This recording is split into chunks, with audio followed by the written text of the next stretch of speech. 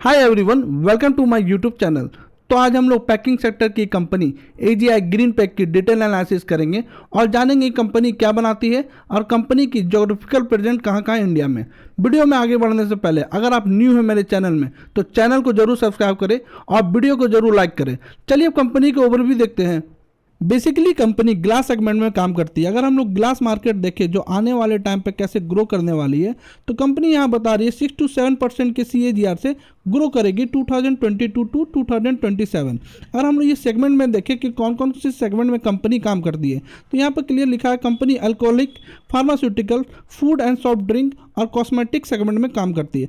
अगर हम इन लोग की क्लाइंट बेस देखें कौन कौन सी कंपनी के क्लाइंट है, तो ऊपर हम लोग चलते क्लाइंट बेस देखते हैं। अगर यहाँ पर देखोगे तो company Pepsi, Sprite, Thums Up, Sula vineyard, Imperial Blue, blender Sprite और भी अगर हम लोग यहाँ पर देखें तो जो FMCG कंपनी जो फूड्स की, मैगी, नेस्कैफे और भी ऊपर कंपनी है जो मैं आपको दिखाता हूँ। जैसे फार्मास्यूटिकल कंपनी अगर हम लोग देखें डॉक्टर रेड्डी और ग्लैनमार्क, और यहाँ पर हिंदुस्तान यूनिलीवर जो FMCG कंपनी जो हम लोग फूड के लिए बोल सकते हैं।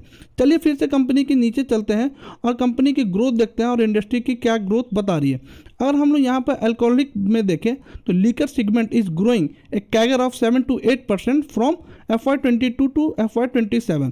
तो मतलब आने वाले 3-4 साल में कंपनी 7 to 8% से ग्रो करने वाली है, मीन्स ये सेक्टर ग्रो करने वाली है। अगर हम लोग फार्मास्यूटिकल में देखें तो यहाँ पर 10.7% से 2030 तक ग्रो करने वाली है। अगर हम लोग फूड एंड सॉफ्ट ड्रिंक में देखें तो यहाँ बता रही है कंपनी कि 27.9% के कैगर से कंपनी ग्रो करेगी। अगर हम लोग लास्ट में देखें कॉस्मेटिक एंड परफ्यूम पे, तो यहाँ पर बता रही है कंपनी कि 15% के कैगर से ग्रो करने वाली है। अगर हम लोग ग्रोथ ड्राइव देखें कि क्या चीज़ है जो आगे फ्यूचर में ये कंपनी या ये सेगमेंट को आगे और इंक्रीज कर सकती है ग्रोथ। अगर हम लोग फर्स्ट पॉइंट में देखें तो यहाँ कंपनी बता रही है rising income increases expanding on alcohol beverage. अगर हम लोग सेकंड पॉइंट में देखें जो कि बियर मार्केट एक्सपेंड कर रही है इंक्लूडिंग क्राफ्ट बियर। हम लोग थर्ड पॉइंट में देखें तो extraordinary growth in premium liquor segment. हम लोग सेकंड पॉइंट में आए तो यहाँ कंपनी फार्मास्यूटिकल में बता रही है कि गवर्नमेंट के थ्रू इनिशिएटिव लिया जा रहा है कि आने वाले दिनों में इंडिया को मैन्युफैक्चरिंग हब बनाना है ड्रग्स की। तो ये बहुत अच्छी इनिशिएटिव है जिससे मुझे लगता है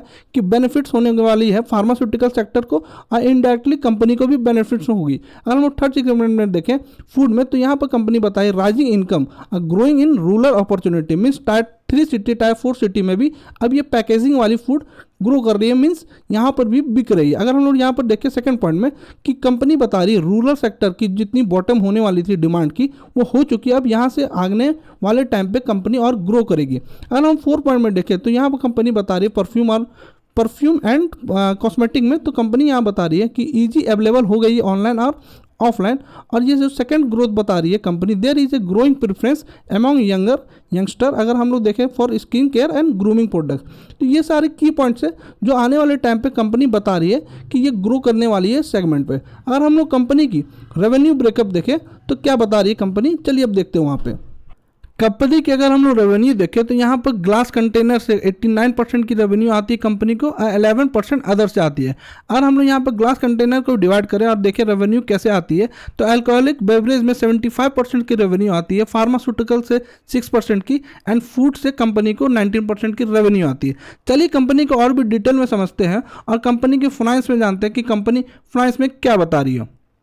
कंपनी की मार्केट कैप 4700 करोड़ की है और स्टॉक पी कंपनी की 16.6 की, ROC कंपनी की 14.8% की एंड ROE कंपनी की 17.4% की। अगर हम नीचे आए तो कंपनी की मीडियन पी देखिए 13.4 की है और अभी कंपनी की जो पी चल रही है 16.6 की। मुझे लगता है आने वाले टाइम पे कंपनी अपनी मीडियन पी के पास जरूर आएगी।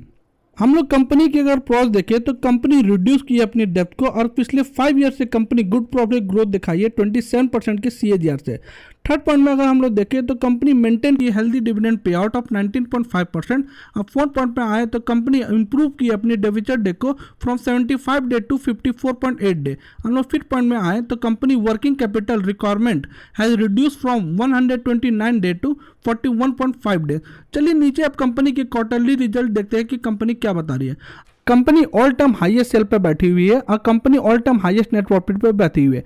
अगर हम लोग यहाँ पर मार्च वाले क्वार्टर को हटा दे तो आप देखोगे मार्च पे company all time highest sale पे थी, company all time highest net profit पे थी। लेकिन आप जून वाले क्वार्टर को देखोगे कि कंपनी जून सितंबर धीरे धीरे इंप्रूव कर रही है अपनी सेल को। अब मुझे लगता है कि आने वाले टाइम पे कंपनी और भी ज़्यादा सेल करेगी। अगर हम लोग जो इंपॉर्टेंट नोट करने वाली बात है कि आप पहले देखोगे कंपनी की ओपीएम मार्जिन 17, 20, 15% रहती थी, लेकिन आप रिसेंटली एक साल से देखोगे कि कंपनी के ओपीएम मार्जिन में बहुत इंप्रूवमेंट आई है। ये बहुत अच्छी पॉइंट है कि कंपनी की रेवेन्यू और भी अच्छी जनरेट होगी मार्जिन से। अगर हम लोग नीचे चले ईयरली बाय देखें तो company all time highest sale कर रही है, company all time highest net profit दिखा रही है। अगर हम लोग नीचे आए यहाँ पर कंपाउंडेड सेल देखें तो ट्रेलिंग 12 मंथ में कंपनी 22% की है और कंपाउंडेड प्रॉफिट ग्रोथ देखें तो कंपनी 48% की है।